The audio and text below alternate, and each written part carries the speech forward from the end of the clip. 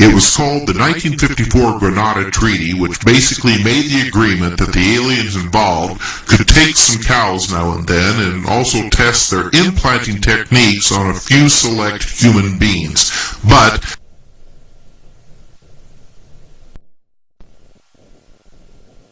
they had to give details to the government about the people. In return, the United States would get alien technology that would help them defeat the Russians. However, after the bases were built and the aliens firmly established, the government realized that they had been fooled. There was no promised technology, and the aliens did what they wanted when they wanted. They were in total control. Schneider said that he was involved in building an addition to the deep underground military base at Dulce. The base goes down 7 levels and is over 2.5 miles deep. At that particular time, workers had drilled 4 holes in the desert and were going to link them together and blow out large sections at a time.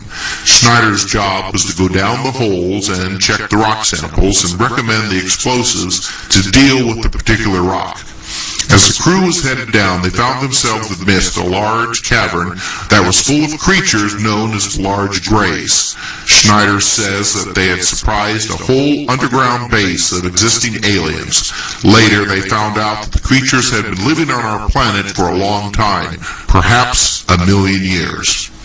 According to the late Bill Cooper, a confrontation broke out between the human scientists and the aliens at the Dulce Underground Lab.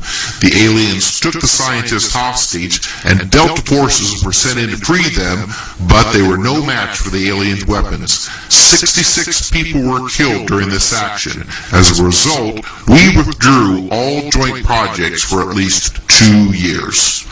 Some remote viewers who were in the same NSA operation as myself told me personally that centuries ago, the people who were the creators of what we now call the New World Order entered into a pact with an alien nation hidden within the Earth. The U.S. government in 1933 agreed to trade animals in exchange for high-tech knowledge and to allow the creatures to use underground bases in the western United States.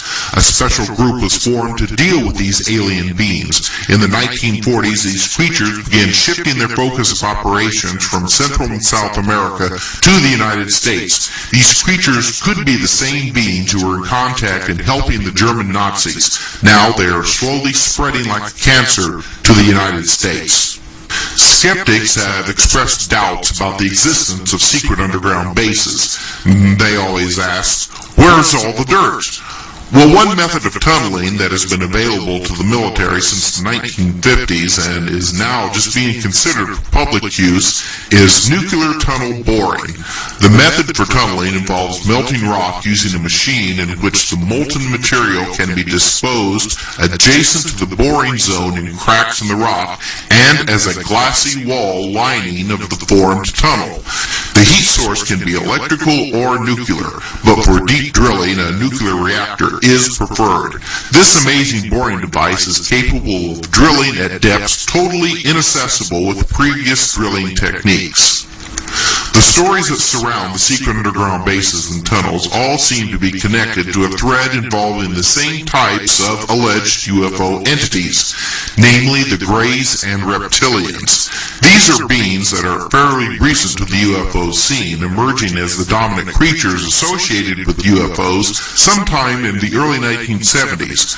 Before that time, most reported UFO contacts involved human-looking aliens, often referred to as the Nordics, because of their light-skinned, blue eyes and blonde hair. There were also small humanoids sighted starting in the early 1950s, but the big-eyed Greys and the dinosaur-like reptilians were not reported until much later. It is almost as if these creatures' true form is being kept from us. Possibly they are able to disguise themselves to fit our cultural expectations. However, they always keep a humanoid appearance, 1 head, 2 arms, 2 legs. They look more like us than an actual alien probably would. Given how diverse life is here on Earth, it would be almost impossible for life on another planet to develop looking so much like us. Maybe they look so much like us because we are actually much closer to them than we know. So where do UFOs and their pilots actually come from? Do they come from outer space or from hidden places deep underground? Maybe the reptilians aren't from some distant planet. Maybe they are from Earth just like us. Maybe they are descendants of the ancient dinosaurs that lived millions of years ago. Maybe they didn't become extinct. Maybe, like us, they evolved into intelligent creatures who built their own civilization and science. Possibly some left to conquer outer space while others stayed behind to build their society deep underground. Maybe now they're returning to Earth, their home planet, to find it overrun with a bunch of talking monkeys. So now we find ourselves back to square one, asking the same questions but not getting the answers. Perhaps there are no real answers, only mysteries upon mysteries. This is probably why we are seeing a battle taking place within the groups that control what little actual information there is about UFOs. There is the Aquarius group, associated with the New World Order-controlled MJ-12. And opposing them is a group known as COM-12. COM-12 is reportedly trying to sustain a rearguard action to keep and preserve constitutional government and is deliberately leaking information that MJ-12 is trying to hide. It is our duty to continue this mission and to bring the truth out into the light. But just how good is this information, considering the deceptive nature of the UFO beings? They have lied to us about their origins, their technology, and why they are here. To still think that all UFOs and the creatures that control them are strictly from other planets is naive. Now, my best guess is that the UFO phenomena actually is a number of different phenomenons that bear superficial resemblance to each other. Yes, some UFOs are interplanetary spacecraft, but others could be interdimensional, spiritual, even time travelers from our own future. We can't leave out any scenario because they all can fit into the puzzle one way or another. In fact, many UFOs are man-made ships using advanced technology such as zero-point energy and anti-gravity, and this has been kept secret from the public. Now, this is not as wild a claim as it may seem.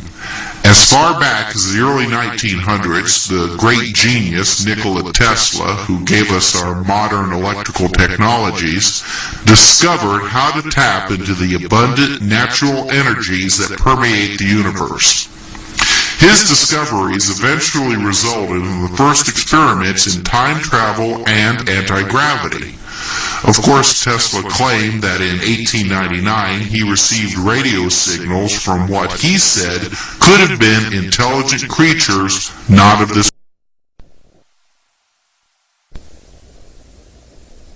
conservative movement of less taxes and no big government. The neoconservatives and their partners, the religious right, have been completely taken over by the New World Order.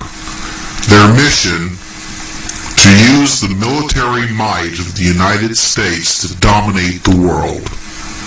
This, in turn, will break the U.S. economy as more and more money is spent on military expansionism.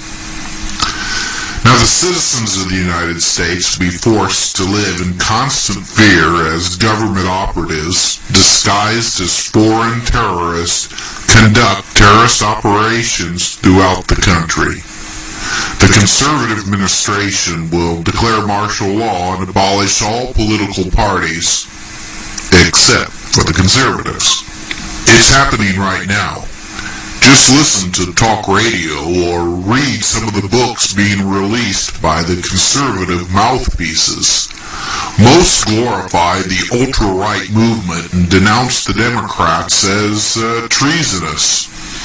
One author even writes that the Democrats should be taken out and shot. The neoconservatives are telling us exactly